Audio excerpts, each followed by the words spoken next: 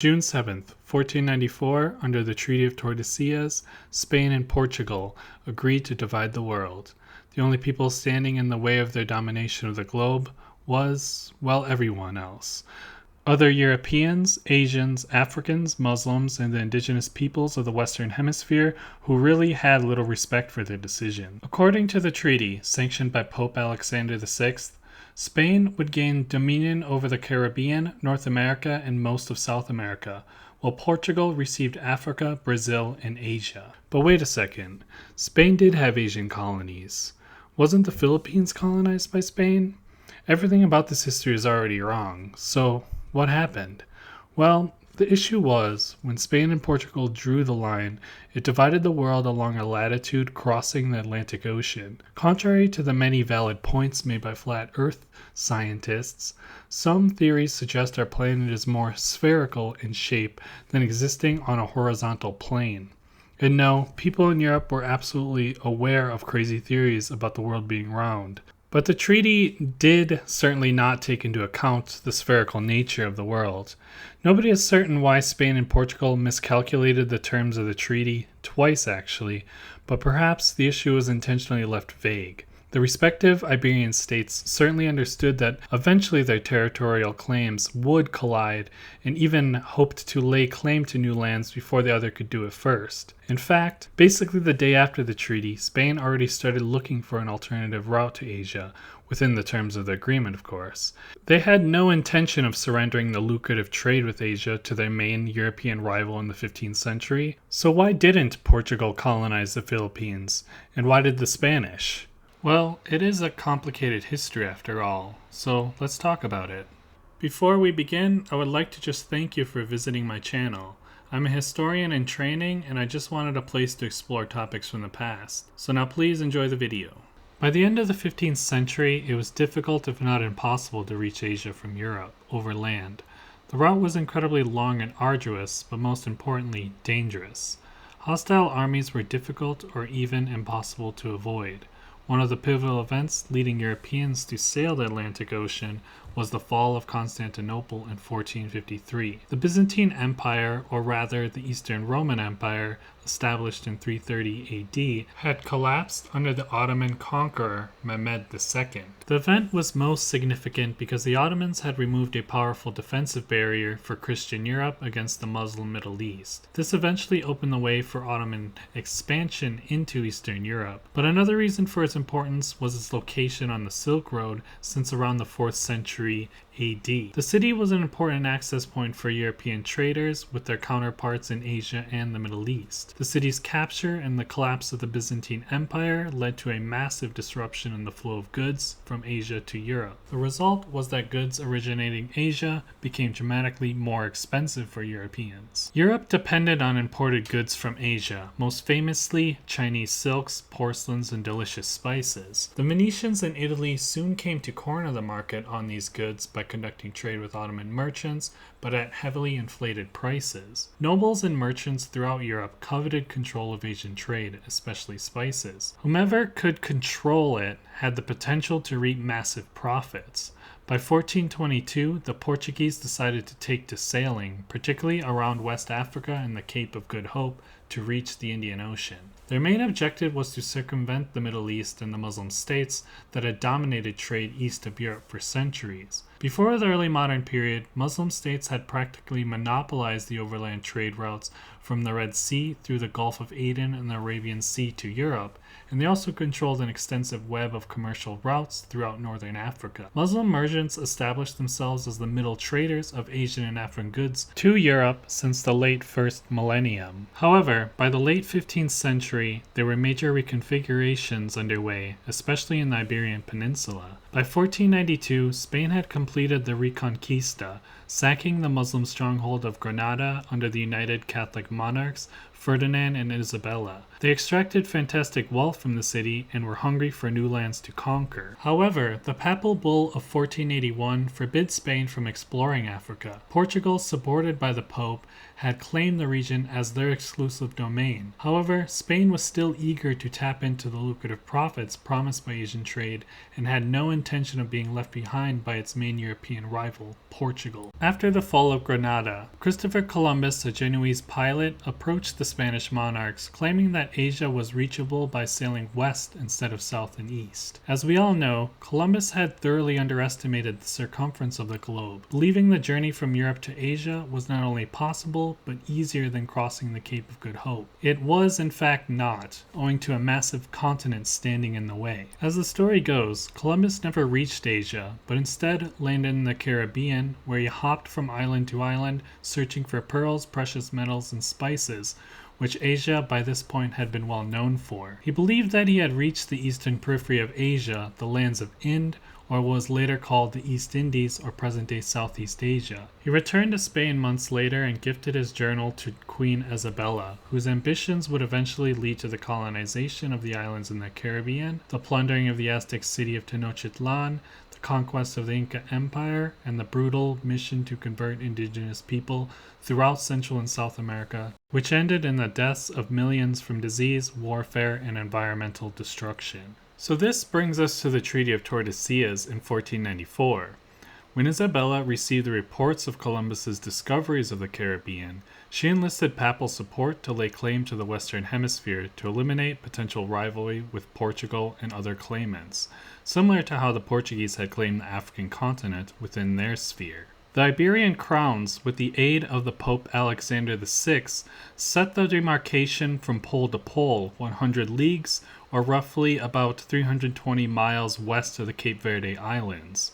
Spain received the exclusive right to all newly discovered and undiscovered lands west of that line, whereas Portugal was limited to east of the line, and neither were allowed to occupy any territory already ruled by a Christian ruler. However, the demarcation line presented problems for Portugal. The line did not leave enough room for sea voyages to West Africa, so a second treaty was established reaffirming the papal division, but moving the line westward roughly 370 leagues, or roughly 1,185 miles west of the Cape Verde Islands, which ended up crossing over the eastern coast of Brazil. Later on, Pedro Alvarez Cabral landed there in 1500 and laid claim to the lands. However, other empires like the British and French refused to obey the terms of Spain and Portugal's treaty and pursued their own colonization in the Caribbean and North America later on, which is a topic for another history. So now we know a little about why Europeans like Spain and Portugal sailed out from Europe toward Asia. Next, let's dive a little further into Portugal's intentions within Asia and the Indian Ocean.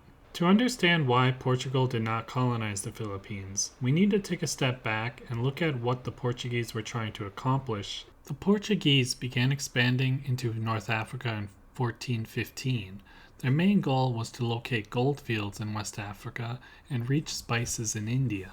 Eventually, they would establish fortified harbors all along the west coast of West Africa, one of the most famous being Elmina Castle in 1482. From there, they would tap into the market for gold and eventually African slaves. Portugal's rise to maritime power was primarily the result of major advances in navigation and ship technology. Since the 13th century, Lisbon had been an important port between the Mediterranean and northwestern Europe. During this time, several Italian states rose to commercial prominence. By the early 15th century, with the help of Genoese sailors, the Portuguese developed the caravel, a sturdy ship design necessary for sailing open ocean. Vasco da Gama was the first Portuguese sailor to pass the Cape of Good Hope and reach India. In 1497, da Gama left Lisbon with a crew of 170 sailors aboard 4 ships and departed on the journey. The amount of distance he covered was massive. From Europe to India via the Cape of Good Hope was the distance greater than the length of the equator. The sailors spent long, arduous months aboard the ship, and only 55 sailors survived on their return to Europe. From the Cape of Good Hope, Portugal would eventually capture the Indian island of Goa in 1510 and set their sights on Southeast Asia. By 1551, they would capture the Malayan port of Malacca, which had been a vital trade port for the India-China trade for centuries. Portugal wanted to seize as many vital ports as it could and displace established traders, especially Muslim ones, with violence if necessary. At their height, Portugal had established dozens of fortified ports stretching from Lisbon down the West African coast, around the Cape of Good Hope to Goa, and onward to Malacca and finally Macau in the South China Sea and Nagasaki in southwestern Japan. The goal was to seize trade routes in the Indian Ocean from Muslim merchants and overtake Venice as a central provider of imports to Europe. In the 16th century, armed Portuguese merchant ships wrested control of the spice trade and the Indian Ocean trade from their Muslim rivals. They came to dominate all trade with Europe, along with the intra-Asian trade routes between China, India, and modern-day Indonesia. Eventually, the Portuguese realized that it was more profitable to allow Muslims and Armenians to keep trading in the Indian Ocean. Rather than solely conduct the trade themselves, they switched to taxing and regulating trade.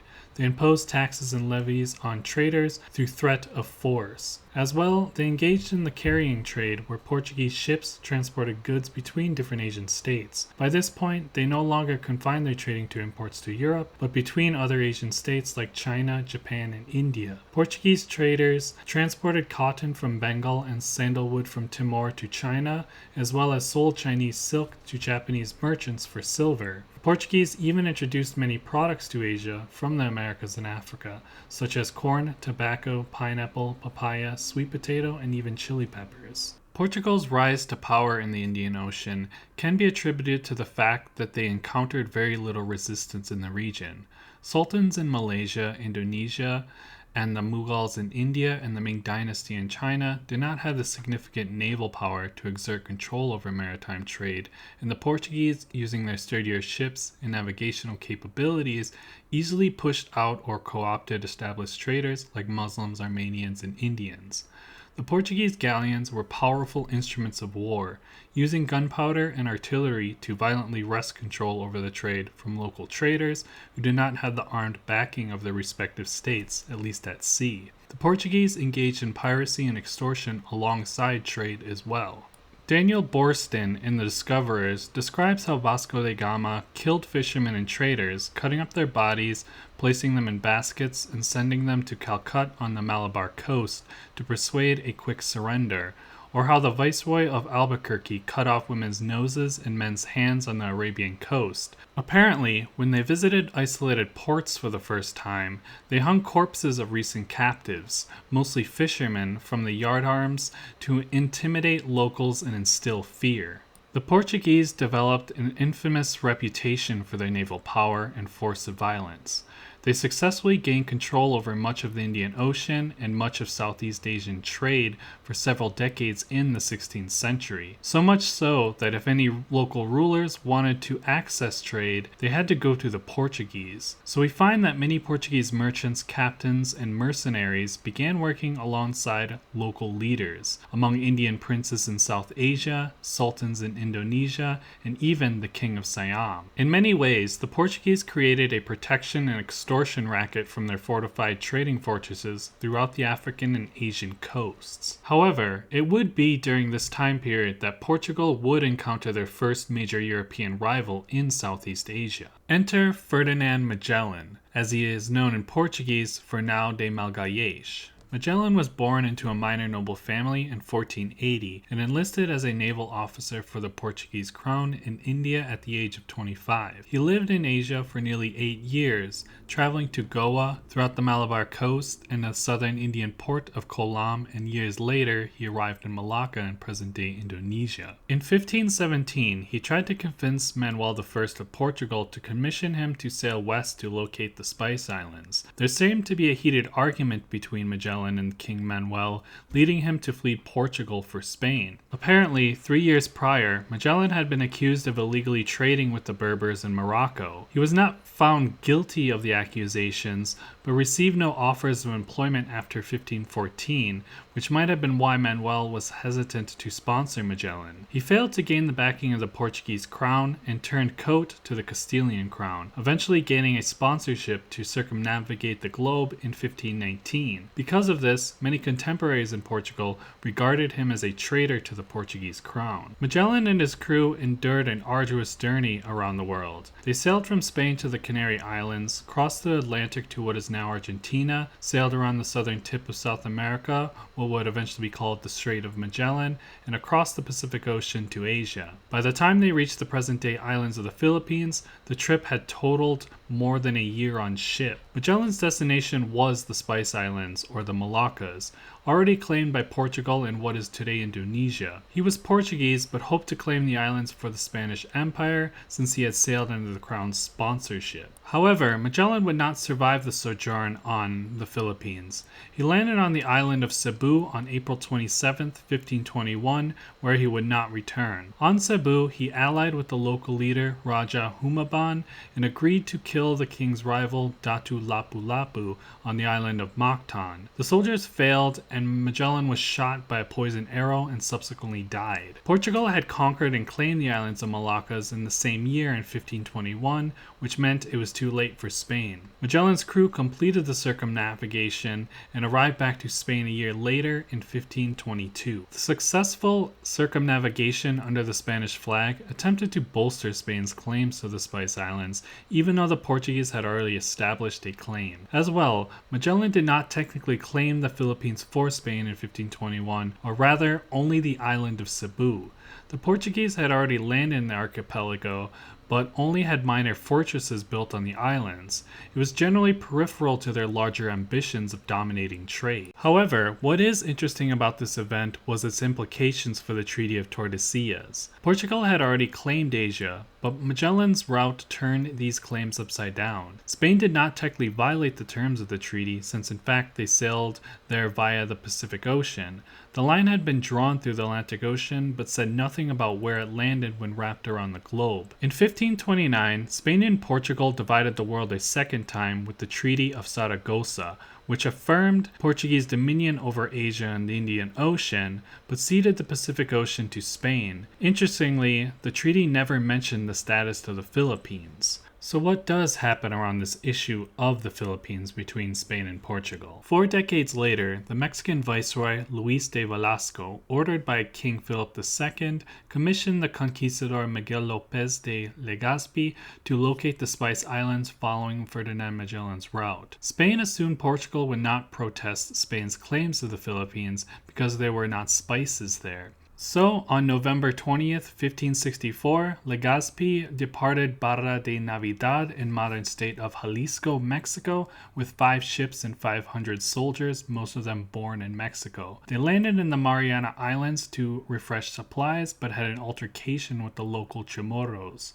The soldiers skirmished with the locals and burned several villages before sailing to Cebu. Legazpi allied with several Datu, or chiefs, around the outlying islands near Cebu and eventually invaded the island proper. After a prolonged resistance from Raja Tupas on Cebu, the soldiers were successful and established Spain's first colony on the islands on April 27, 1565. However, Spain was wrong to think that Portugal would just give up the islands. 3 years later, in 1568, Portuguese naval captain Gonzalo Pereira arrived to Cebu with a message to Legazpi that the islands were within Portugal's claim based on the Treaty of Zaragoza and ordered the men to leave. He threatened military action, but Legazpi refused to abandon Cebu. Portugal responded by blockading Cebu for several months to starve and expel the Spanish from the islands. However, a typhoid fever outbreak forced the Portuguese to lift the blockade and retreat to their fortress in the Moluccas. Portugal continued to press their claims to the islands and refused to cede them. Nevertheless, as the world approached the end of the 16th century, new problems would emerge for Portugal and their claims to the islands would rest onto the back burner, at least for the time being. The late 16th century posed new challenges for the Portuguese trading empire, as its resources became stretched thin and a dynastic crisis threatened to unravel the nation. Sebastian I ascended to the throne in 1554, but his goal to continue Portugal's reconquest into Morocco proved to only greaten the Portuguese's troubles. In 1578, Sebastian of Portugal would die in the Battle of Alcazar Quibir, trying to aid Sultan Abdallah Mohammed II of Morocco, who had been deposed by his uncle Abd al-Malik I. Sebastian's successor, his aging uncle Henry I, reigned only shortly after dying in 1580. Neither had immediate heirs, prompting a dynastic domestic crisis within Portugal. With no clear line of succession, the War of Portuguese Succession between 1580 to 1583 commenced between Antonio Prior of Crato and Sebastian I's cousin, Philip II of Spain. Philip II ultimately won the war and united the Iberian Peninsula under a single monarch. However, it was a personal union between the two kingdoms, them having the same monarch, with both retaining separate states. The uniting of the crowns produced the period known as the Iberian Union between 1580 and 1640. However, a nagging issue remained between the two states: the status of the Philippines. The question of territorial control over the islands stayed open and settled for the remainder of the period. Spain defended its claims to the Philippines by insisting the islands were part of the Pacific Ocean, and therefore an extension of its territories in the Western Hemisphere, or the Americas, along with the Pacific Islands of the Marianas. Portuguese subjects continued to push the matter, but by the dissolving of the Union, their claim had already remained dormant for decades. But they did manage to gain larger territories in Brazil, pushing into the interior beyond the line of demarcation. However, during the Iberian Union, there were more pressing problems which required Portugal's attention. Their entire system of trade forts began to slip from their grasp. By 1511, the Portuguese had captured several valuable commercial ports in Southeast Asia, most especially the Malay Peninsula, which controlled trade between the Indian Ocean and the South China Sea. A year later, Alfonso de Albuquerque reached the Moluccas, or the Spice Islands, and established an alliance with the local ruler Tidore, which allowed them to monopolize valuable spices like nutmeg and mace to European markets. Ultimately, Portugal's empire in Southeast Asia remained short-lived. Portuguese merchants and soldiers' brutal treatment of local people caused considerable resentment and by mid-16th century armed rebellion. Their fort on the Malay Peninsula, Formosa, sustained repeated attacks by sultans in Johor, Aceh, and Java in present-day Indonesia. But most importantly, their new union with Spain in 1580 caused considerably more problems. In 1568, the Dutch Republic had rebelled against Spain, and by the end of the 16th century, the Dutch had declared war on Portugal, now united with Spain, and they began setting their sights on attacking Portugal's overseas territories in Africa, Brazil, and eventually Asia. Before 1580, Portuguese merchants had used the Netherlands to sell their Asian spices to northern European markets. When Spain gained control over Portugal, their use of Dutch ports became complicated. As mentioned before, beginning in 1568, the Netherlands had been fighting an independence war against Spain in the 80 Years' War, which lasted until 1648. The northern states of the Low Countries, modern-day Netherlands, had separated from the south, roughly modern-day Belgium, to form the United Provinces of the Netherlands, or the Dutch Republic. The result was an 8-decade war between the Dutch and the Spanish. Spain's king declared an embargo on all rebellious provinces, and since Portugal was united with Spain,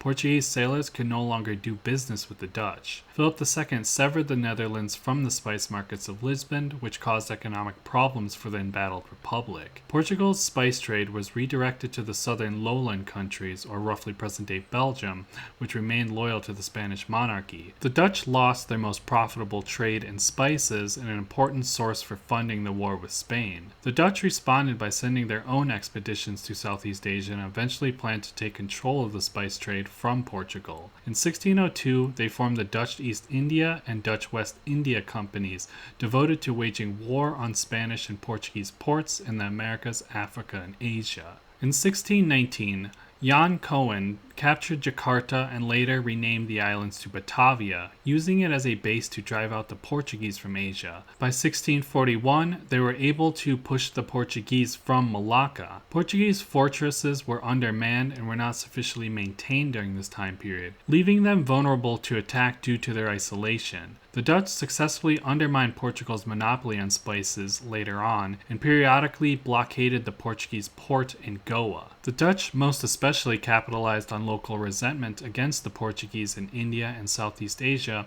by allying with their enemies who helped erode Portuguese power. By the end of the Union, Portugal did retain control of the Chinese port of Macau and successfully defended their monopoly on the China-Japan trade for a few decades. But eventually the Dutch did acquire the monopoly on trade with Japan.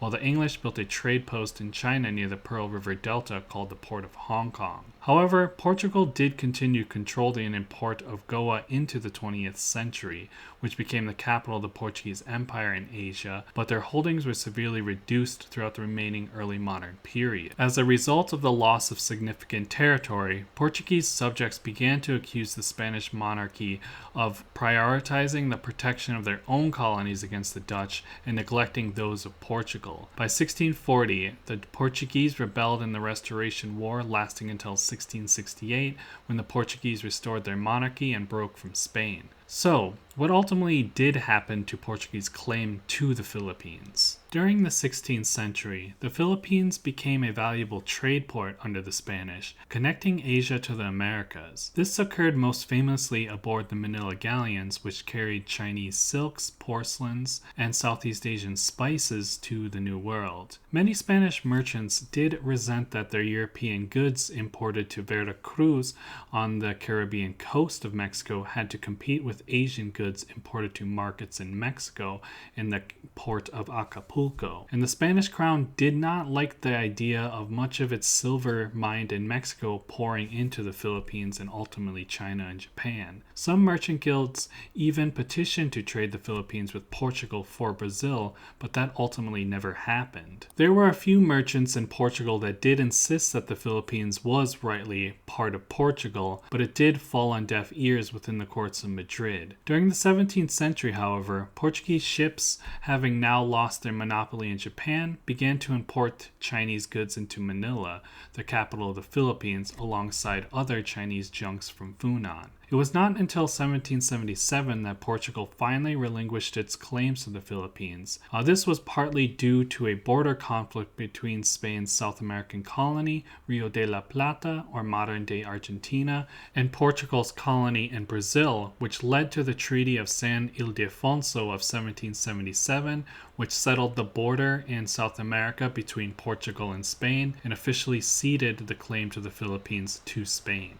In summary, there were various reasons why Portugal never colonized the Philippines. One of the most important was the fact that the Portuguese Empire in the 16th and 17th century primarily rested on control of trade. Portugal did not control territories in India or present-day Malaysia and Indonesia the way that British ruled the 13 colonies or Spain ruled Mexico. They relied on controlling strategic maritime routes like the Cape of Good Hope, which connected the Atlantic to the Indian Ocean, and the Straits of Malacca, connecting the Indian Ocean to the South China Sea. They neither controlled large territories in Asia nor conquered people. Many of the states in the Southeast Asia and India retained their sovereignty, at least on land. The Portuguese relied on their superior navigation and ship construction to threaten ships and extract tolls from local merchant ships. Since the Philippines did not have the valuable spices or trade goods they desired, they generally neglected the islands until Spain laid claim to them. Portugal certainly did not want their main rival to be so close. Ultimately, their descent in power in the Indian Ocean and Southeast Asia was due to their inability to compete with new rivals in the area like the Dutch, French, and later English. Because Portugal used threats of violence to enforce compliance, they made many enemies, which their European rivals exploited to help drive them out of power later on. So the reason Portugal lost the Philippines was likely for the same reason they lost Asia to the subsequent presence of Northern Europeans. By the beginning of the 16th century, their military resources were stretched thin across several isolated ports. When the Dutch, English, and French arrived, they cultivated alliances with pre-existing states in their respective territories who they could rely on protection from. The Portuguese did have a few in the later decades, but by that point they made far more enemies among the Indonesian and Malay states than they had as allies. And that's the story of why Portugal never colonized the Philippines and Spain did, despite the islands being located in Asia. If you made it to the end, I thank you and hope you found the video informative.